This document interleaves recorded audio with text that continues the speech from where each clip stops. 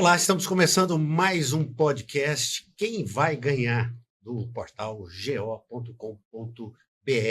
Vamos conversar hoje com o deputado federal, ex-secretário de Saúde de Goiás, Ismael Alexandrino, está aqui para falar sobre política, sobre música também e sobre como acertar no alvo.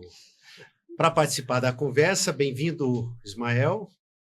Muito obrigado, Vacil. Um prazer estar aqui. Obrigado pelo convite. Sempre um prazer estar com você, um dos jornalistas mais destacados no nosso estado de Goiás, com a Laila também e com a Jéssica. Acho que vai ser uma conversa muito prazerosa. Pois é, você já adiantou aqui para acompanhar e participar da conversa também a Laila, está aqui, editora do portal GO, e a jornalista, nossa convidada também de hoje, a Jéssica Dias, da Sagres, ela que vem para poder ajudar nesse bate-papo. E eu já começo querendo saber como foi o 7 de setembro, como foi a movimentação, onde você estava nesse 7 de setembro? Estava na parte da manhã tomando café com a minha família e minha mãe lá em São Luís de Montes Belos, que é minha terra natal. Eu tinha ido a um casamento lá. Depois fui para Goiânia, vim para Goiânia, né? Almocei. Também com a minha esposa, com alguns amigos também. Depois eu fui para casa, li um pouquinho, descansei um pouquinho e à noite eu fui à igreja. Esse foi meu 7 de setembro. Não participou dos eventos? Não, eu não Por quê? participei. Não é muito do meu perfil participar desses grandes eventos. Não é de agora. Eu não participo de 7 de setembro. Eu participava na época da escola, os desfiles que tinha e tudo mais. Mas eu não tenho tido a praxe de aproveitar politicamente desses momentos e dessas datas que acabaram criando uma guerra ideológica, né? Então, assim, obviamente que até por ter sido militar da ativa da Marinha do Brasil, eu respeito absolutamente essas memórias, né? Mas eu não tenho o hábito de fazer delas alguma bandeira política, não. Faço a minha postagem lá com a grande reflexão do que o Brasil precisa, mas não participei de caminhadas desses eventos, não. Anistia é um tema que tem uma definição já na sua cabeça? Que Tenho, tipo de anistia? tenho sim. Eu acho que é o seguinte, muita coisa do que aconteceu naquele 8 de janeiro, algumas pessoas talvez tivessem uma intenção não adequada, e outros provavelmente estavam ali sem nem saber do que estava fazendo ali. Tinha alguém que estava turistando, tinha alguém que estava conhecendo, tinha feito manada também. Então, foi um dia que poderia ter sido apagado da nossa história. Mas eu acho que, dado a forma, dada a forma que aconteceu, né, de colocar nos ônibus ali várias pessoas que não tinha nada a ver com a situação, levar lá para a colmeia sem individualização das condutas e tudo mais, e o desenrolar dos processos como um todo, eu tenho me posicionado a favor da anistia, jamais apoiando o vandalismo, e se houve algum crime de realmente tentativa, né, de induzir a um desequilíbrio do Estado Democrático e Direito, obviamente isso a gente não apoia. Mas nesse bolo todo, e tudo que foi, da forma que foi conduzido pelo Judiciário, sem individualização de conduta, uma mesma pessoa, uma mesma instância, fazendo a parte investigativa, a parte acusatória e a parte de julgar, eu acho que o processo, do ponto de vista de processo legal, ele foi contaminado. Então, ele não tem o que a gente deveria ter num processo, que é justiça. Não me parece razoável, já disse isso em outras ocasiões, uma pessoa que pichou uma estátua, que é um ato de vandalismo, sem dúvida alguma, não defendo isso, por menor que seja, mais simples que seja. Com a água você consegue tirar o batom, não deveria ter feito aquilo, mas não é razoável ter 14 anos, 17 anos de prisão. Então, em relação à anistia, por tudo isso que aconteceu, de parte a parte, eu sou favorável a ela. Deputado, ontem nas manifestações, né, do 7 de setembro, a maioria da população, das pessoas que estavam nas ruas pedindo a aprovação da lei da anistia, mas pesquisa Datafolha mesmo, né, Vacil, mostram que a maior parte da população é contrária, rejeita a lei da anistia, mas ela tem um forte apoio, né, significativo no parlamento. Como o senhor pode ver essa questão desse ato entre o legislativo e a opinião pública? Olha, no parlamento hoje eu tenho a impressão, até porque nós tivemos aprovado o quantitativo de assinaturas para um requerimento de urgência, que mostra que é a maioria do parlamento, né? Acima de 257 assinaturas. Para que ela seja aprovada, precisa de 2/3 qualificados, acima de 308. Isso não é pouco, né? Mas com a recente distanciamento de alguns partidos do governo, como, por exemplo, a Federação União Brasil, PP, eu tenho a impressão, e também o posicionamento do presidente Gilberto Kassab, do PSD, que é do meu partido, né, eu tenho a impressão que hoje a anistia teria voto suficiente para ser aprovada, né? Então, assim, quando a gente olha para trás na história, não é a primeira vez que isso aconteceria. E eu não acho que isso deve ser um instrumento para ser utilizado de forma recorrente também, né? Porque senão banaliza. Eu acho que ficou muito ruim essa questão do 8 de janeiro para todos os lados, não tem ganhador nessa história, porque as instituições ficaram arranhadas. O executivo ficou arranhado porque a gente viu, por exemplo, o ministro de GSI lá dentro, né, o general G. Dias, abrindo as portas, servindo água. Isso é executivo. Nós vimos o judiciário tomando atitudes no calor da situação, sem respeitar os direitos individuais das pessoas, e nós vimos o legislativo também muito acalorado e até com efeito manada. Então, acho que a gente precisa lançar luz sobre isso e virar essa página da história. Não tem instituição que saiu fortalecida. O STF foi o grande guardião da democracia. Teve aquele freio de arrumação assim, mas ele também cometeu atropelos. Eu acho que a democracia nós precisamos que ela não tenha soluços, mas as instituições precisam ser fortalecidas e respeitadas. E o contrapeso dos poderes precisa existir. E hoje a gente percebe um certo desequilíbrio. Você, às vezes, aprova alguma coisa no parlamento, o executivo é contrário, ele recorre ao STF, que derruba. Às vezes, a própria anistia mesmo, já ouvimos algumas frases de alguns ministros do Supremo, que se ela for aprovada, será derrubada e tudo mais. Então, assim, está desorganizada a estruturação das nossas instituições. Isso a democracia fica em risco. E aí, se a gente olhar até uma visão internacional, deputado, que os olhos se voltam para o Brasil nessas últimas semanas, nesse último mês especificamente, e a gente percebe que tem-se um olhar de uma análise de como que funciona a democracia brasileira e como funciona esse sistema que visa deixar que a democracia de fato aconteça e permaneça. Se a gente pensa numa lei de anistia, a gente não está também olhando nesse sentido de olhar para fora, de enfraquecer o Brasil nesse sentido?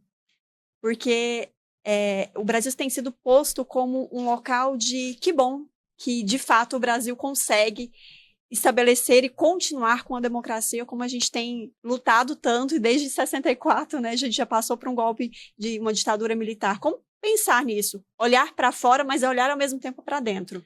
Olha, eu acho que o Brasil tem ferramentas institucionais suficientes para resolver isso aqui dentro de casa, dentro do Brasil, sem qualquer tipo de interferência do ponto de vista de soberania nacional. Nós precisamos conseguir resolver isso com as ferramentas que nós temos da nossa democracia. Isso já aconteceu no passado, em fatos lamentáveis, e seria provavelmente a terceira, quarta anistia que existiria. A democracia ela não amadurece do dia para a noite. Ela passou uma grande provação agora, está de pé, mas a gente percebe que há um descompasso entre poderes e, nesse conceito, quando se percebe uma fragilização das instituições brasileiras, é natural, né, que alguma força externa queira interferir. Isso afeta algo que eu, como ex-militar da ativa, tenho muito claro, que é a afronta da soberania nacional. Então, nós precisamos resolver internamente, até para que não tenhamos o risco de ter essa afronta, que eu acho que não é saudável nem para a nossa democracia, nem para qualquer nenhuma não outra. tivemos, não, os Estados Unidos não ameaçou. Estamos tendo ameaças constantes em relação a isso. Mas eu acho que essa ameaça existe justamente porque está tendo um enfraquecimento das nossas instituições. E não é simplesmente o STF estar fortalecido. Não, o Executivo precisa estar fortalecido, o Legislativo precisa estar estabelecido. Se não tiver, e os contrapesos se respeitando, a gente abre brecha. Agora, essa anistia vai para quem? Vai para quem estava lá e participou e passou o batom, pintou, ou vai para quem, teoricamente, teria comandado uma tentativa de golpe? Por exemplo, anistia para Bolsonaro também, se ele for condenado, claro. Olha, a anistia geralmente não são necessariamente pessoas, são atos e fatos, né? Muito do que está ali, às vezes, sai, porque eu não li os processos, eu não tenho acesso aos autos, não sou advogado de ninguém ali, o que a gente tem de acesso é o que vocês têm também, o que vem da imprensa.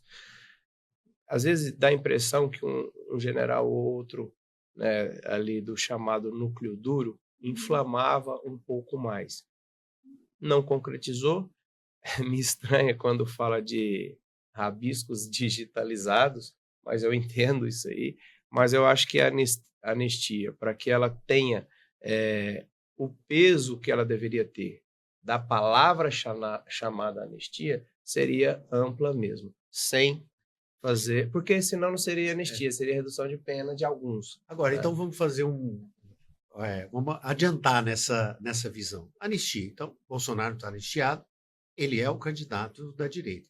Nesse caso, Ratinho Júnior, que é do seu partido, o Ratinho, que é o governador do Paraná, que é do seu partido, Ronaldo Caiado, governador de Goiás, Tarcísio, essas candidaturas rodam todas? Não, tem um aspecto importante que é fundamental.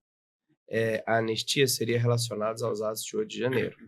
O atual estado do ex-presidente Jair Bolsonaro, em relação à inelegibilidade dele, não tem a ver com 8 de janeiro. É anterior a isso de um outro processo.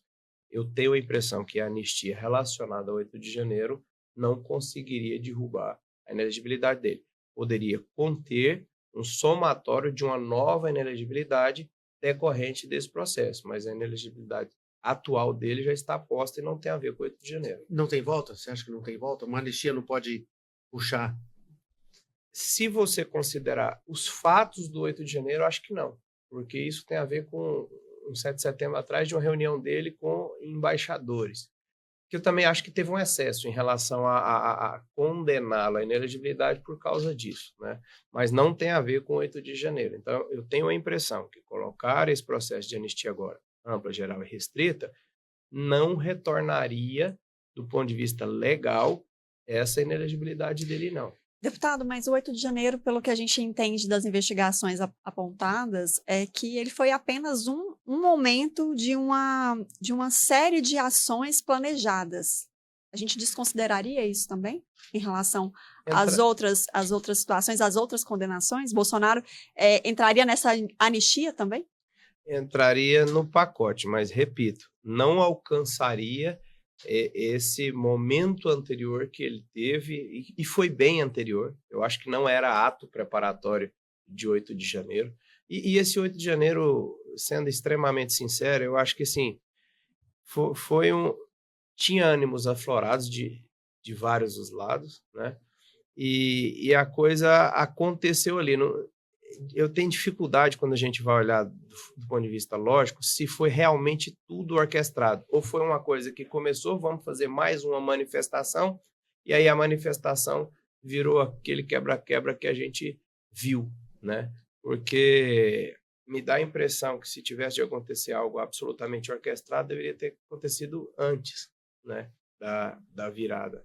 Já tinha um governo estabelecido, já tinha uma posse mais de semana, né, cuidando ali, né, dos poderes e tudo mais. Então, acho que é aquela coisa, tem um foguinho ali, algo fugiu, pingou mais gasolina e aí ficou um fogo absolutamente incontrolável. Na sua visão, o Bolsonaro não consegue ser candidato? Eu tenho a impressão que não.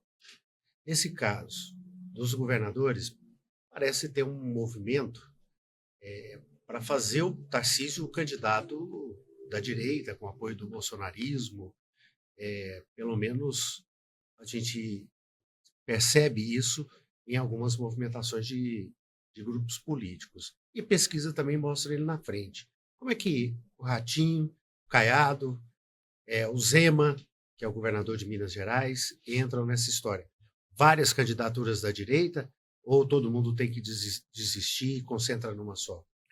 Olha, eu vou ousar pontuar cada um deles, se me permite. Eu acho que o tempo permite. Claro. Nesse contexto de direita, na minha visão, o mais histórico é o governador Ronaldo Caiado. Desde quando ele se candidatou lá, logo depois, Sarney, em 1989, né? Ainda era líder lá da União.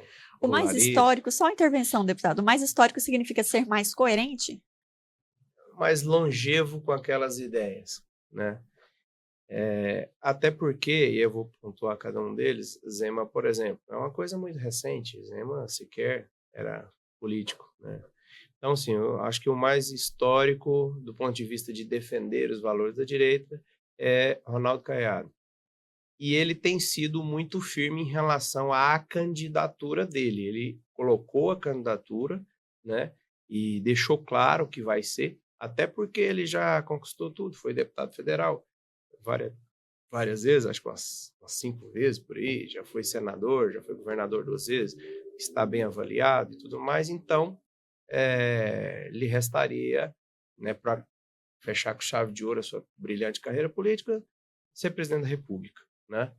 Tem uma dificuldade que ele está tentando superar, que é do público brasileiro como um todo conhecê-lo.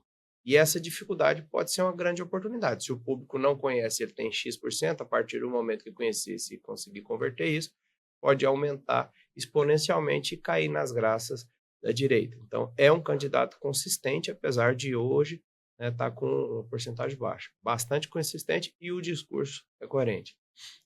O Zema é um cristão novo, por assim dizer, na política e no posicionamento. E o posicionamento dele é um posicionamento, do ponto de vista de direita, muito mais do ponto de vista econômico, um liberal na economia, né? Ele não fica exacerbando os valores conservadores para se colocar como cara da direita e tudo mais.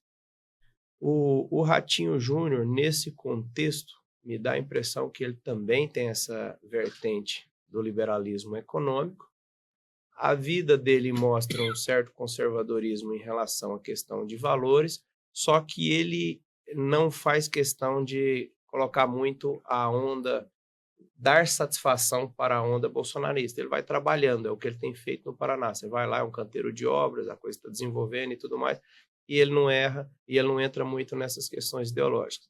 O Tarcísio hoje é o que tem mais tração do ponto de vista percentual, em pesquisas, mas ele também tem que dar muita satisfação para o bolsonarismo até para manter isso, porque se ele não tiver isso, ele acaba caindo na vala comum também, apesar que eu acho que é um cara que tem capacidade de gestão também e tudo mais.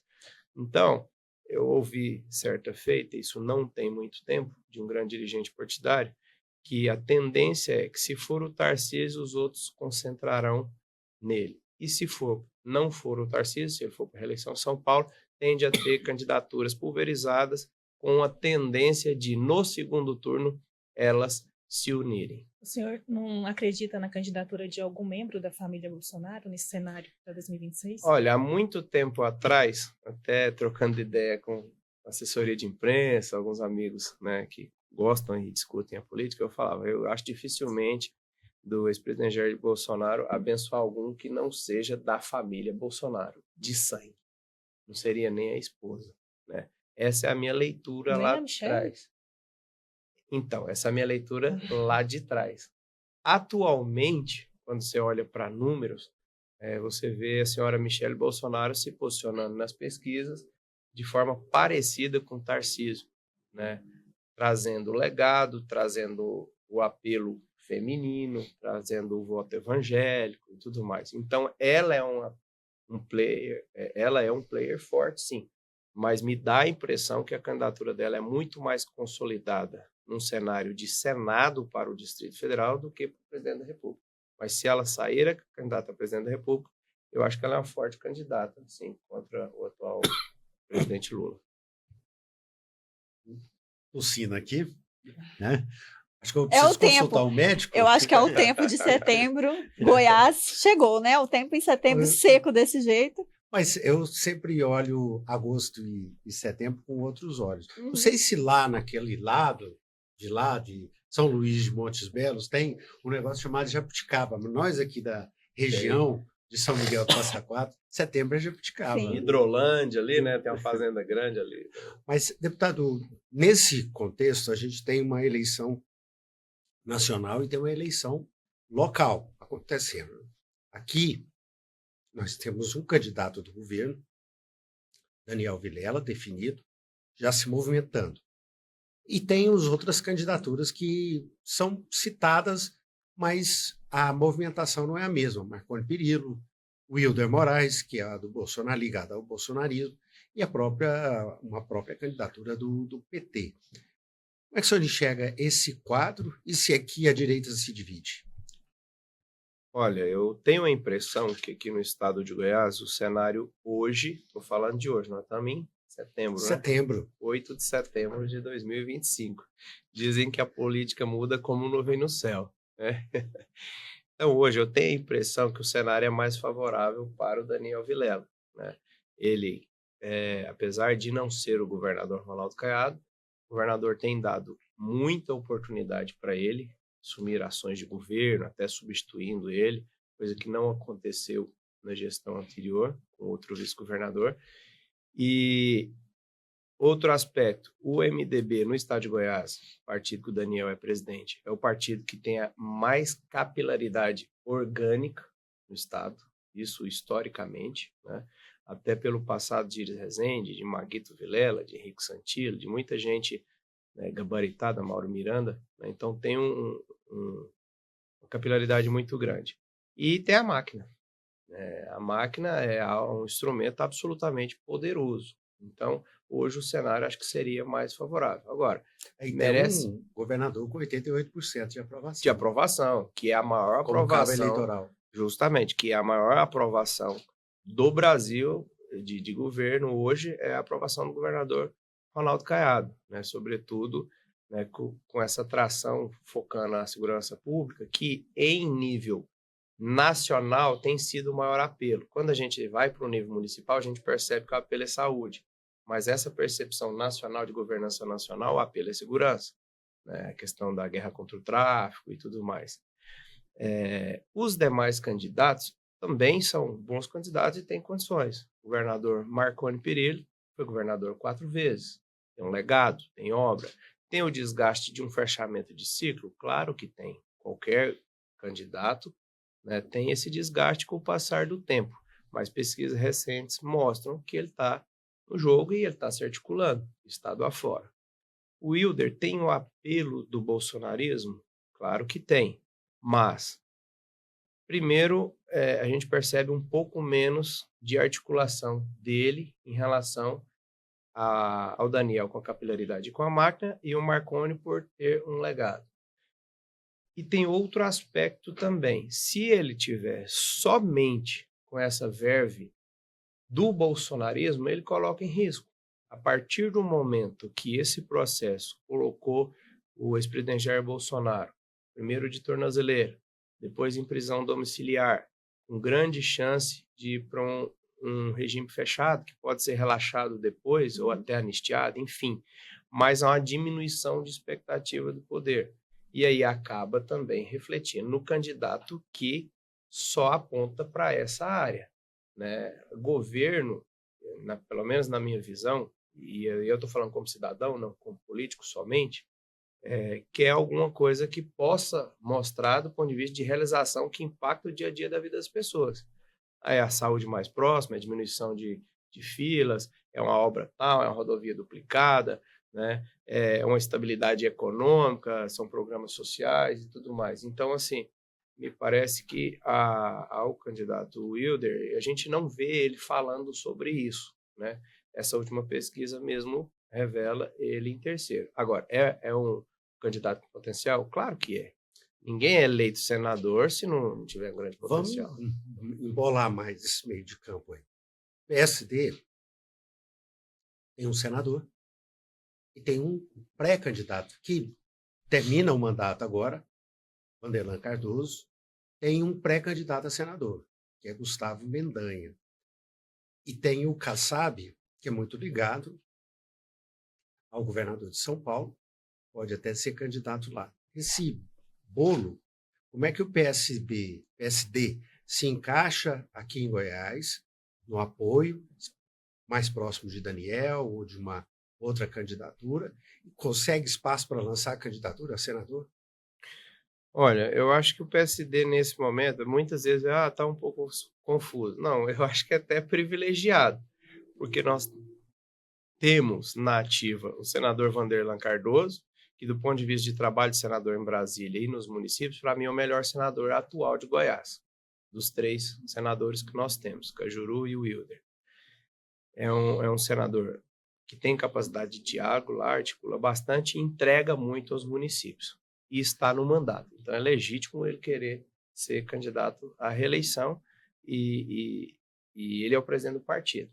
Então ele tem não só a oportunidade pelo conteúdo que ele entrega, como também pelo poder que ele exerce. O Gustavo Mendanha, nós estamos falando de o prefeito que foi mais bem votado em uma cidade no Brasil na sua reeleição, com praticamente 98% dos votos válidos, né, naquela ocasião em Aparecida de Goiânia, foi candidato ao governo contra o próprio governador Ronaldo Caiado e teve uma boa votação. Obviamente, não foi vencedor, o governador bateu no primeiro turno, mas ele tem um recall, né, de eleitoral, né? Então, também é um excelente candidato para Senado. E quando você olha as pesquisas para segundo voto, é um nome que traz muita boa impressão. Segundo voto? Quem seria o primeiro? Deixa eu fazer o Essa é uma complemento. conta para a gente fazer depois, vai. Porque quando você coloca chapas que podem estar com o governo, o nome que mais se destaca é da dona Gracinha Caiado. Isso aí não é surpresa para ninguém. Primeiro, pelas características que ela tem, muito ativa, trabalhou aí esses 7 anos muito próximo do social, é a primeira-dama do governador mais bem avaliado do Brasil, então, na chapa de governo, é difícil contestar que ela seja a favorita, né? Tanto é porque o governador Ronaldo Caiado, eu já ouvi ele dizendo que ele tem 2 compromissos, de apoiar o Daniel e de apoiar a dona Gracinha. O resto pode ser composições, tanto de vice quanto de Senado, né? E nós temos no PSD 2 grandes figuras, 2 grandes políticos, que podem ser muito bem tanto vice quanto Senado. Ambos já foram candidatos a governo, um é atual senador. Tem espaço para os 2 na majoritária? Então, aí vai depender mais do Daniel e do governador Ronaldo Caiado. Eu acho assim, se você tem 4 cargos estratégicos numa majoritária, e numa majoritária que tem bons concorrentes, a tendência é que os 4 sejam ocupados por representantes de 4 partidos diferentes, né? Porque tem o PL. Se der unidade com o PL tem que entrar nessa conta aí. Justamente.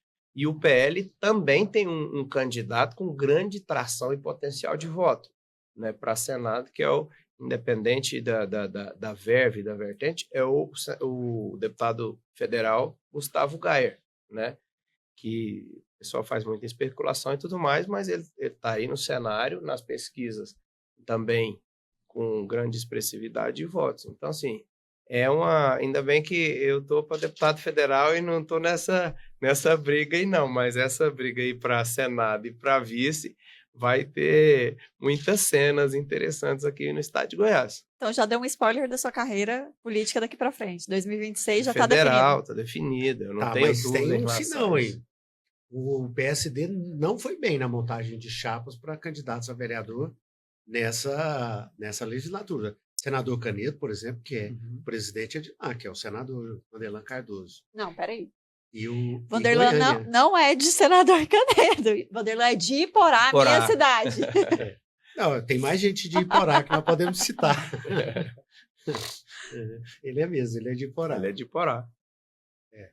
E nesse caso aí, fica no PSD? Olha, Monta a chapa? olha, lógico que sempre é um grande desafio essa questão de Ismael, mudança não, de vamos chapa. aos nomes. Ismael, Vilmar Rocha, quem mais?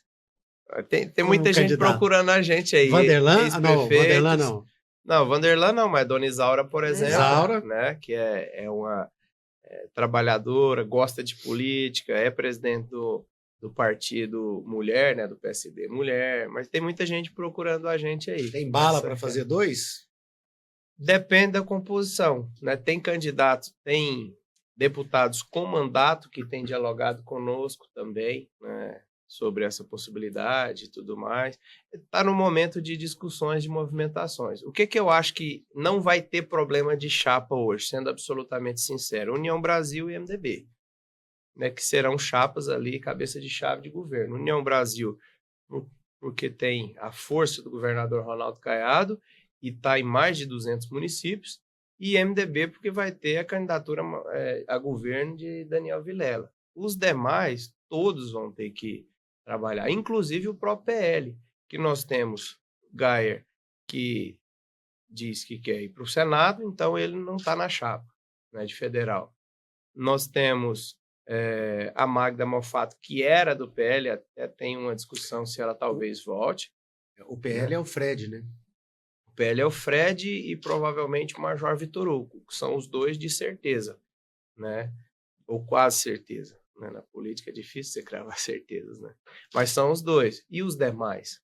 Vai ter só 2 cabeças e o resto, né? Então, o PSD, o grande desafio é a mudança de montagem de chapa? Claro que é. Agora, o PSD é um partido que eu me sinto bem dentro dele. É um partido que me permite diálogo, que em Brasília me dá grande credibilidade. Sempre que tem alguma posição, assim, eles me colocam, acabaram de me colocar agora, deve ser montada amanhã às 14 horas, a comissão especial para discussão da PEC da segurança. Né? São só 33 deputados em 513. No PSD são só 3, eu sou o primeiro titular, né, para fazer esse diálogo. Então, são posições de destaque. Sou vice-presidente da Comissão de Saúde, sou vice-presidente da Comissão de Segurança Pública, e é um partido que me permite dialogar. Eu tenho meu posicionamento muito claro, não é segredo para ninguém, né? Eu sempre tive muito mais proximidade do ponto de vista de valores e comportamento econômico com a direita, mas a saúde me faz compreender e dialogar muito bem, né, com o pessoal da esquerda também, até porque a saúde ela é universal e suprapartidária. E eu sou respeitado, graças a Deus, nos 2 campos. Então, o presidente Kassab esteve aqui, né, eu deixei claro para ele que o ano que vem a minha intenção é permanecer no PSD. Claro que vamos ter que trabalhar para fazer chapa, mas o que você gostaria hoje? De ser reeleito no PSD, de preferência com mais um colega. Deputado, o senhor falou aí da comissão, o senhor é vice-presidente da Comissão de Saúde da Câmara, e a gente, vendo, né, mês passado teve uma audiência pública, aqui nos bastidores mesmo, o senhor já falou que pretende, né, voltar a atuar como médico, né, especialista em dor, né? E o senhor comentou aqui uma coisa que me chamou a atenção, o senhor falou é uma das áreas que eu acho que a IA não vai substituir. Né? E teve essa audiência pública lá na Comissão de Saúde sobre o uso da inteligência artificial no setor médico. O que foi discutido? Já há alguma coisa assim de fato, algum texto regulatório sobre o uso da inteligência artificial na saúde? Olha, tem 2 grandes vertentes em relação a isso aí. Uma delas é um macroprojeto que está tramitando dentro da frente parlamentar em que a deputada Luísa Casiani, que é do meu partido, é presidente, que é uma IA global, que seria quais os grandes desafios. As regulamentações gerais e também questões de governança, até onde a IA ir ou não ir, autorregulação também. Este é um dos aspectos. E tem um outro projeto meu, que também utiliza IA e interoperabilidade, que é um projeto que eu viso fazer a integração de todos os dados de saúde de todos os cidadãos do Brasil. É muito mais do que um prontuário único. O prontuário único ele precisa existir também, não só por estado. Independente de qual sistema, ele precisa de integrar e conversar. Porque, por exemplo, se você vai numa academia hoje, segura ali na esteira, ela afere sua frequência cardíaca. Aquilo ali pode ser um motivo para detectar uma arritmia, alguma coisa, e gerar informação para esse prontuário único, de forma automatizada. Você foi a um médico, teve uma determinada prescrição, e você dirigiu-se à farmácia e comprou um remédio diferente do que está prescrito. Essa informação também vai. Claro, com proteção de dados, com blockchain, que é a segurança de dados e tudo mais. Mas essa integração de tudo que você toca à saúde, fornecer informações para você, por que isso é importante? Você dorme com um relógio, né, que hoje em dia está cada vez mais barato. Obviamente não é todo mundo que tem, mas a tendência é baratear cada vez mais. Fornece informações do seu sono, da sua frequência cardíaca, sua frequência respiratória. Isso faz um acúmulo de dados que a inteligência artificial, analisando, independente do ser humano, pode apontar que parcela da população em X anos vai ter um determinado tipo de doença. Isso vai startar políticas públicas 20 anos antes, 15 anos antes, 30 anos antes. Então, a inteligência artificial, ela é uma realidade. Não é, eu sou a favor ou contra na saúde. Não é essa a discussão. Só uma coisa, seria mais prevenção?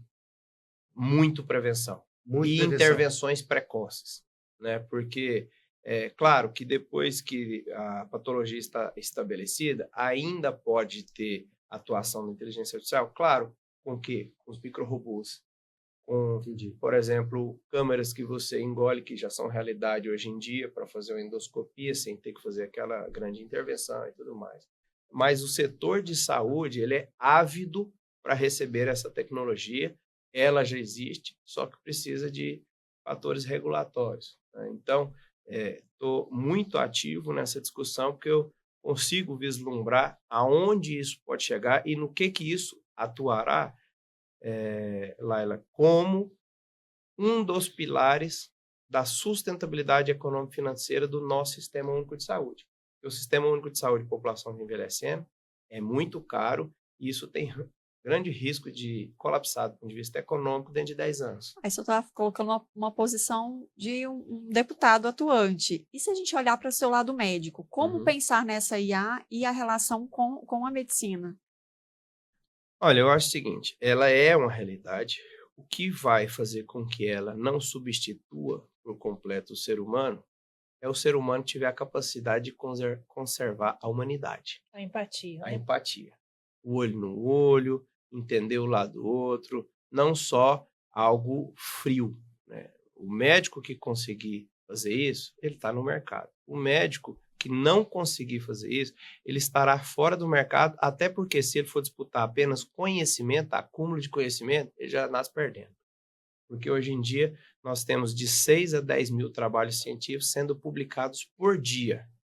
Um médico atual, ele está longe de ler uma parcela ínfima disso. E a IA já acumula esse conhecimento. Então, se for só acúmulo de conhecimento, ele já está em desvantagem hoje. Se ele não exacerbar as características que o tornam humano e utilizar a IA como ferramenta, dominar a IA, ele estará fora do mercado de trabalho. Ele desenvolvendo isso e dominando a IA, certamente ele será diferenciado. Muito bem. Agora, nessa discussão dentro do Congresso, a gente tem outros temas também que ganham muita relevância, né? IA é um deles. Agora, você tem também na saúde as emendas. É um debate hoje. Se você pensa no município, que uma emenda faz uma diferença, uma emenda de 1 milhão, no município de 3, 4, 5 mil habitantes, faz uma diferença muito grande, é bom você pensar, você ter essa perspectiva do deputado olhar que está lá presente e levar a emenda. Mas tem o outro lado, que acaba deixando o executivo também num confronto direto. Como resolver esse impasse? Olha, eu acho que uma forma de racionalizar a distribuição das emendas seria os municípios apresentarem suas demandas previamente e o parlamentar ter a oportunidade de escolher as demandas dentro daquilo que o município apresenta. Mas Porque isso, não havia isso já? não, algumas instituições têm a chamada agenda legislativa. E eles reúnem com a gente e entregam, ó, a prioridade da instituição é essa aqui. Mas os municípios não, às vezes a coisa chega para a gente picada, chega para um vereador, pelo próprio prefeito, por um vereador, por alguma entidade e tudo mais. Então, não existe tanto uma racionalização daquilo e ver qual que proporcionalmente o município realmente é mais necessitado. Nós sabemos que a grande maioria dos municípios dependem muito das emendas, né? Município com 3 mil habitantes, com 5 mil habitantes. Só que nós temos até uma limitação de passar essas emendas. Eu procuro passar as emendas na área da saúde, né? Sobretudo para a realização de cirurgias eletivas de pacientes que estão na fila. Só que existe um fator limitante grande hoje pelo atual sistema, que é o chamado teto MAC, que é o teto de média e alta complexidade que o município tem, e o teto PAP, que é o de atenção primária à saúde. O que é o teto MAC? O município ele realiza algumas atividades de média e alta complexidade. Só que quanto menor é o município, menos ele realiza essas atividades. Por quê? Porque elas são realizadas em hospitais de média e alta complexidade. E o município não tem hospital de média e alta complexidade. Ele tem de baixa, no máximo de média. Então, se ele faz só aquilo, ele não tem um teto grande. Se ele não tem teto, ele não pode receber emenda. Criaram o dispositivo da emenda PIX, que é aquela emenda com menos burocracia. Que foi também desvirtuada cria ao longo do tempo. isso. Ela foi desvirtuada porque a grande maioria nem era saúde, e eu acho que ela ajudaria muito na saúde por questões dessa questão do extrateto. Ajudaria muito. Só que foi colocado para inúmeras outras coisas e sem muitos critérios e às vezes sem saber quem é o destinatário, o que gerou, de forma correta, uma indagação do Supremo, sobretudo do ministro Flávio Dino, que conhece isso, afinal ele foi deputado, ele foi governador, foi senador, ele sabe como é que funciona essa dinâmica. E hoje a emenda PIX, ela obrigatoriamente tem planos de trabalho, o que eu não acho equivocado, eu acho correto. E a grande crítica dele era a falta de transparência. E eu acho que a transparência precisa de existir qualquer modalidade de emenda. Tanto é que quando eu mando para algum município, eu mesmo publico. Estou mandando tanto para tal lugar. Pagou, eu aviso, entendeu? Então, eu acho que essa burocratização acaba que a emenda PIX ela está se tornando igual às demais. Se ela puder passar para a saúde extrateto, eu acho válida ainda. Se não puder, ela é mais uma emenda qualquer. E aí nem precisaria existi-la. Agora, que tira verba do executivo, isso é real. Isso é real. Bom, como é que vai ficar a PEC da segurança? Isso vai ter uma audiência aqui, por isso que eu estou perguntando se vai organizar. Olha, eu fui arrolado pelo presidente Hugo Mota, né, no decreto que ele fez, para compor a comissão especial de 33 parlamentares federais para a PEC da segurança. Né? Então, e como eu sou da Comissão de Segurança, sou vice-presidente, já aprovamos lá na nossa comissão algumas audiências públicas lá e eu devo fazer uma nos próximos dias aqui. A ideia é chamar cada força representada, tanto as federais, PRF e Polícia Federal, quanto as estaduais, Polícia Militar, Penal, Civil, Corpo de Bombeiros, guardas civis metropolitanas também, para que eu possa ouvir a demanda de cada uma delas para melhorar o texto. porque eu tenho a impressão que ela será aprovada. Então, acho que, ao invés de ficar gastando energia para não aprovar, a gente tem que gastar energia para melhorar o texto, né, que veio para preservar a autonomia dos entes federados, municípios e estados, mas melhorar a nossa segurança, sobretudo, atacar o crime organizado. Como conversar sobre isso com o governador, Ronaldo Caiado? O governador, ele é um cara, desculpa o termo cara, ele é um político diplomático, ele consegue conversar. Claro que ele tem posições firmes, muito bem definidas, está num processo aí de transição do governo para uma pré-campanha eleitoral, então é natural isso estar no discurso dele, mas ele é uma pessoa que tem uma capacidade de diálogo muito grande e tem a experiência dele na segurança pública. Então, mais do que como conversar, precisamos conversar e precisamos ouvi-lo nesse aspecto também. Senhor, dentro das suas várias atribuições aqui, várias atuações que a gente já tem falado, também atua em relação ao esporte. Eu queria que você falasse do seu... É um hobby? Eu posso dizer que é um hobby? A questão do tiro, como é que isso funciona? Explica pra gente, que pra mim, eu sou uma leiga total. Você viu O que ele que é tava, isso? você viu que ele estava sério, né? Porque o Agora assunto já era sério. mudou. Assim, A hora o que rosto falou, iluminou, ele- né? Ó, E aí, explica pra gente, como é que isso funciona, deputado? Como é que vira um atirador? Explica pra gente essa sua, não sei se é um hobby, ou seu descanso de cabeça, seria isso? É um hobby que eu levo a sério. Eu comecei a atirar muito cedo, né? Comecei com 5 anos de idade, né? Acompanhando meu pai e tudo mais, e sempre respeitando a questão da segurança. E na Marinha atirei bastante, e compito, né, há muito tempo e tudo mais, e eu tenho regularmente, eu sou um atleta federado e confederado, né? Sou da Confederação Brasileira de Tiro Esportivo. O ano passado eu fui recordista brasileiro no tiro de 300 metros, né? Havia sido campeão da Copa do Brasil de 600 no ano anterior.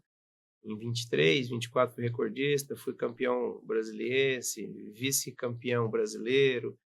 Estou na seleção brasileira, são 8 atletas convocados para o Mundial em Bisley, na Inglaterra. Faço parte desse grupo, né? Então é um esporte, só que lá não são 300 metros somente não, viu, Vacil? Lá são 1.000 jardas, 914 metros. É um desafio grande. Então, assim, eu gostaria de ter mais tempo para dedicar ao esporte, mas o pouco tempo que tem eu me dedico. Treino, faço as minhas munições, que a munição ela é personalizada para o seu equipamento, não é uma que você vai lá e compra na prateleira de uma loja e tudo mais, não é assim. Você tem que conhecer a fundo para fazer isso. E faço isso com muita responsabilidade. treina, respiração. Como é que é o Necessariamente. preparativo?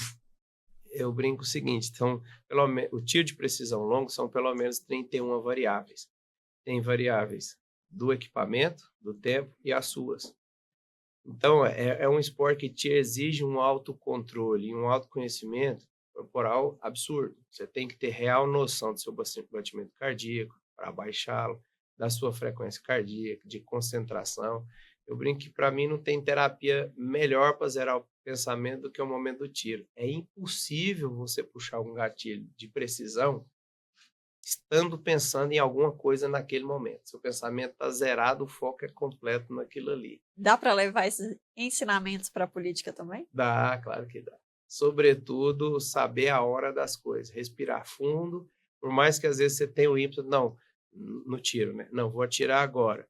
Não, mas agora não está o melhor vento, não está a melhor miragem, né? Que quando aquece o solo e fica tudo embaçado, assim. Ou então eu estou com o coração muito acelerado, eu tenho que esperar mais alguns segundos para eu agir.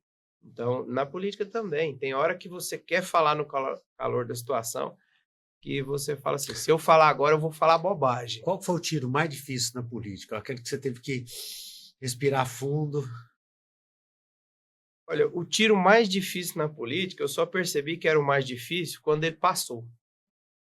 Que foi me lançar candidato sem nunca ter tido essa experiência, sem não ter tido uma filiação partidária prévia, sem ter tido um apoio. Quando eu olho para trás, eu falo, rapaz, essa eleição era, do ponto de vista eleitoral, improvável.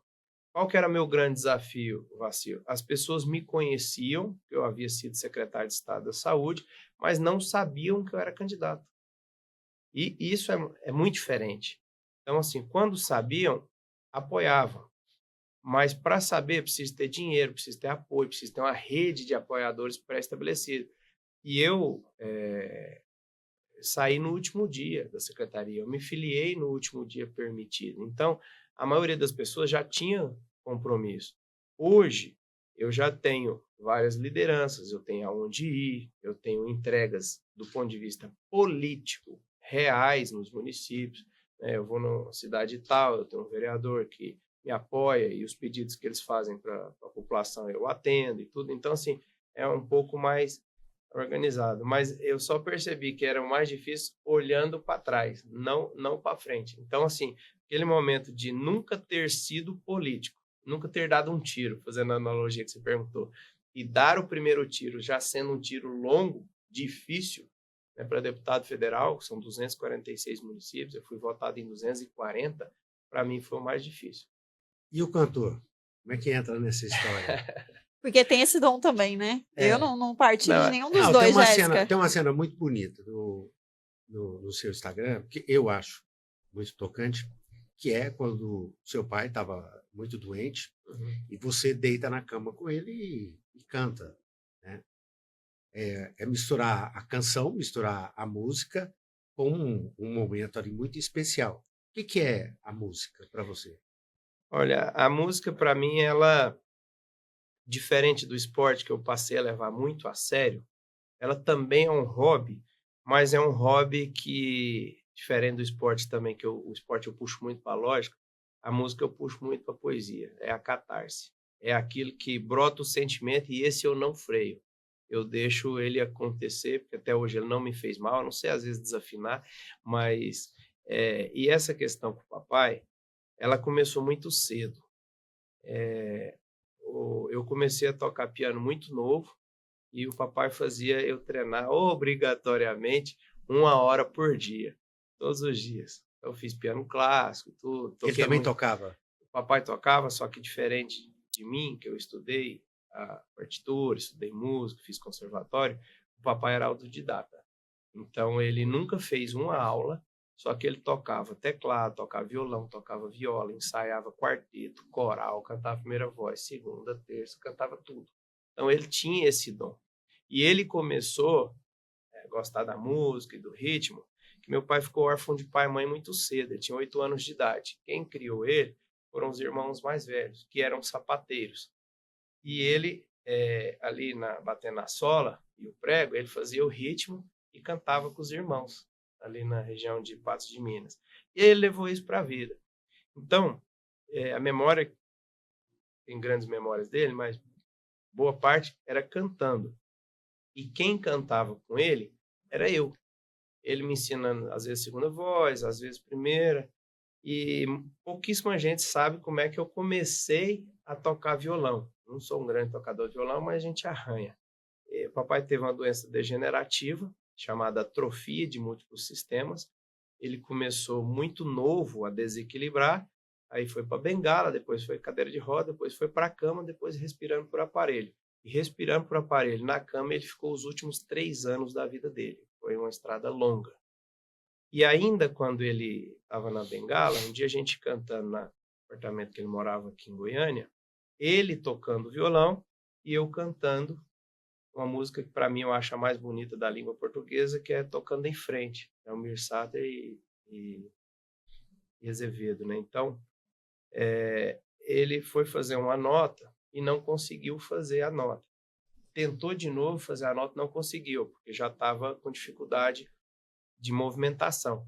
E aí ele encheu o olho d'água naquele momento e eu tive o ímpeto assim, peguei o violão e falei, pai, me ensina a tocar essa música que eu sempre tive vontade de tocá-la, me ensina. E peguei o violão da mão dele e ele me ensinou o acorde e o violão nunca mais voltou para a mão dele, que eu não queria que ele passasse aquele constrangimento mais, sabe? E aí foi bom que naquele período que ele estava decaindo, eu comecei a aprender alguns acordes e quando ele foi para a cama, eu ia para o lado da cama dele.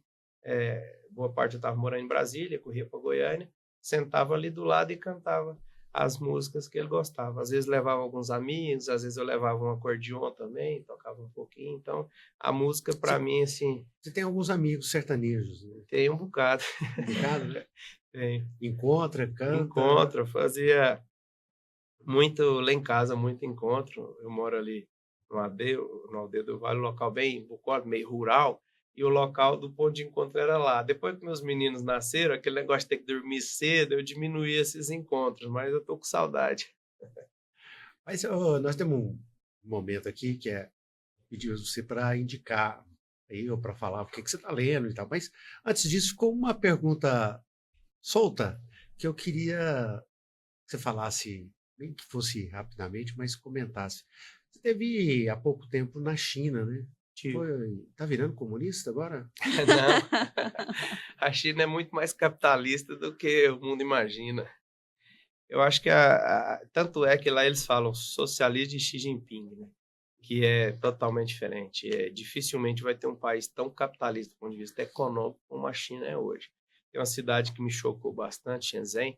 É uma cidade que há 40 anos atrás ela tinha 10 mil habitantes. São Luís de Montes Belos, que é minha terra natal, há 40 anos atrás tinha 20 por aí. Hoje São Luís tem uns 40.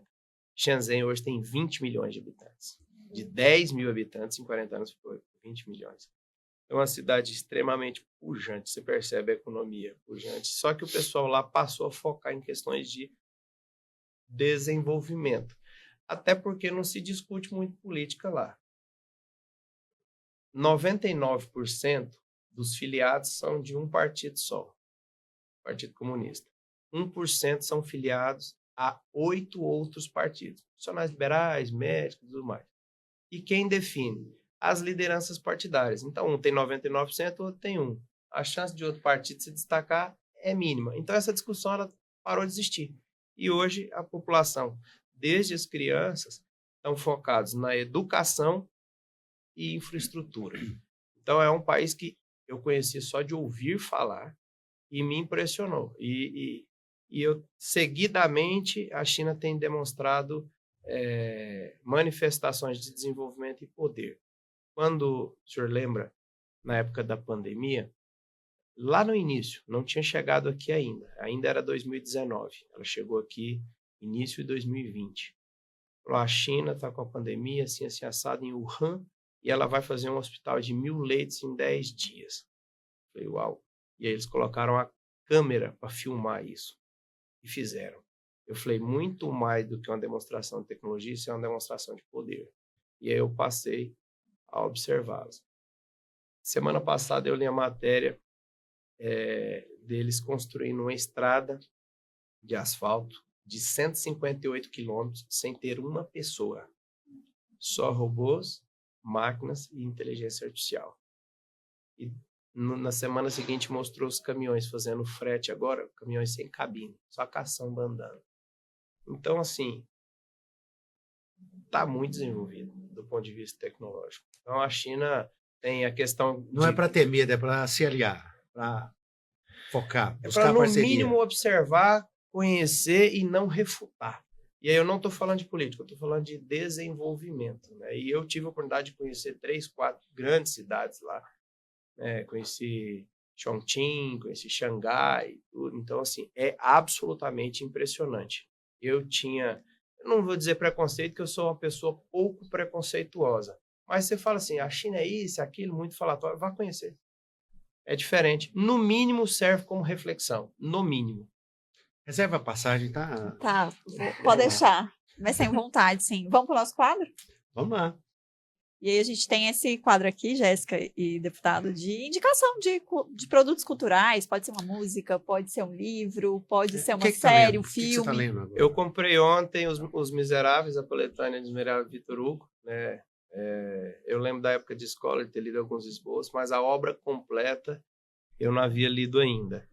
E eu gosto de ler as obras completas, no original, não só, né, o comentário e o esboço. Então deve chegar essa semana. É de uma assinatura que se chama Clássicos de Literatura, alguma coisa assim. Eu já havia assinado outrora.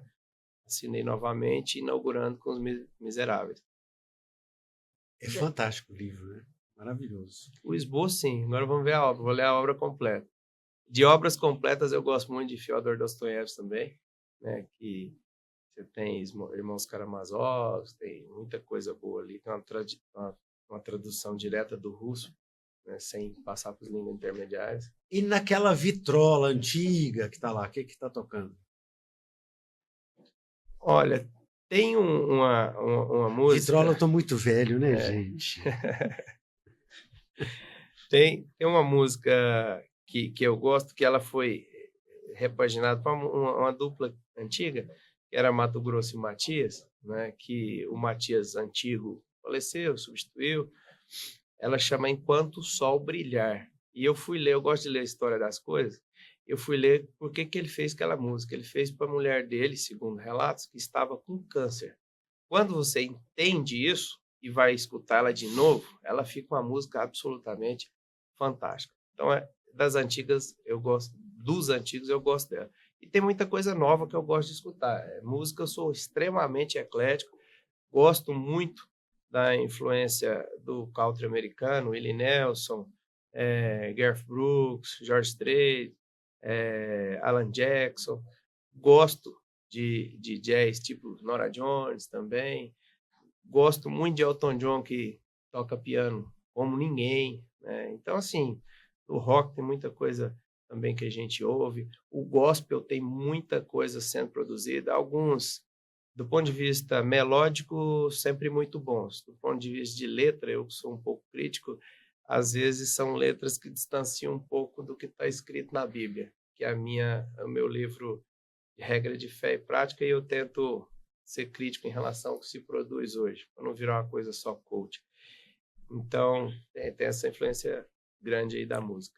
E que eu estava lendo antes dos Miseráveis, eu reli uma obra de C.S. Lewis, que é Cartas do Diabo ao Seu Velho Aprendiz. Jéssica.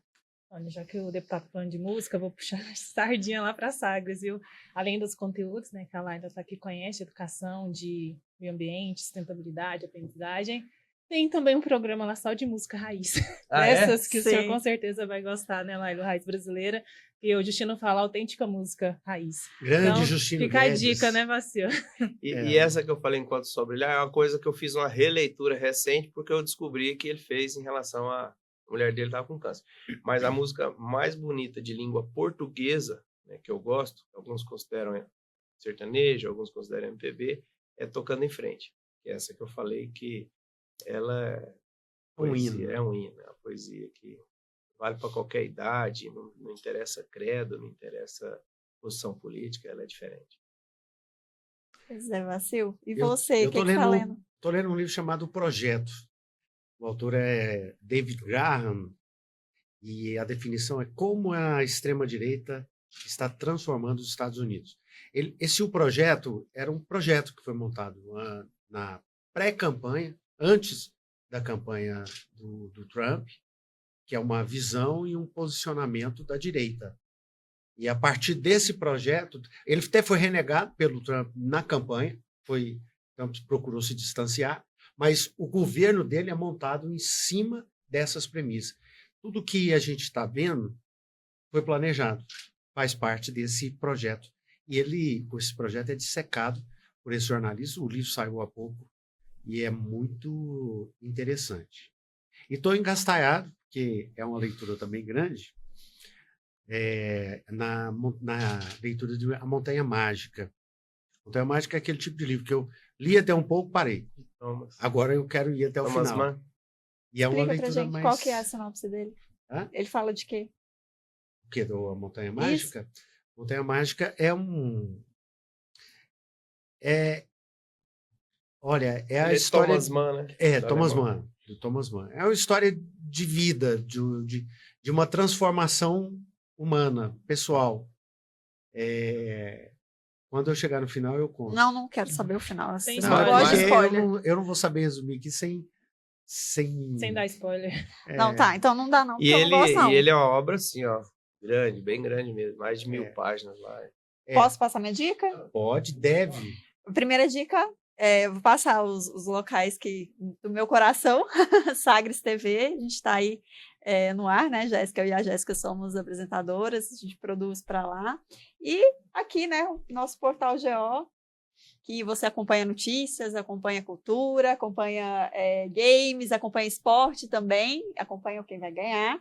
E eu queria passar mais uma dica que, muito pela sua influência de fala aqui, de pensar a dor, né? É um livro que eu tá engastanhado, tá indo, tá voltando, mas é muito pelo que isso me traz, que se chama A Morte é um Dia que Vale a Pena Viver, da Ana Cláudia Quintana Arantes. É um livro de uma médica, de especialista em cuidados paliativos, que mostra como a gente tem que olhar para essas pessoas que estão nesse período, e todos nós vamos passar, né? Que é a chegada da morte.